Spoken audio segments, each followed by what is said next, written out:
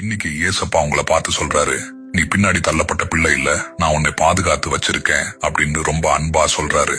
சில நேரத்துல நம்ம வேலை செய்யற இடத்துலயோ இல்ல நம்ம குடும்பத்திலயோ யாருமே நம்மள கவனிக்காத மாதிரி தோணும். எல்லாரும் அவங்க பாட்டுக்கு முன்னாடி போயிட்டே இருப்பாங்க. நம்ம மட்டும் எந்த முன்னேற்றமும் இல்லாம யாருக்கும் தெரியாம முடங்கி கிடக்கிற மாதிரி ஒரு வேதனை வரும் இல்லையா? அப்படிப்பட்ட சூழ்நிலையில தான் தேவன் உங்களை பார்த்து ஒரு அருமையான வார்த்தையை சொல்றாரு. சங்கீதம் 27:5 அவர் உறுதியா சொல்றாரு, அவர் என்னை தம்முடைய கூடாரத்தில் மறைத்து வைத்து துன்ப நாளில் என்னை காப்பாற்றுவார், கண்மலையின் மேல் என்னை உயர்த்துவார். பாத்தீங்களா, இந்த வசனத்துல ஒரு பெரிய ரகசியம் இருக்கு. அதாவது தேவன் உங்களை மறக்கல, மாறாக அவர் உங்களை மறைச்சு வச்சிருக்கிறாரு. ஒரு நிமிஷம் யோசிச்சு பாருங்க.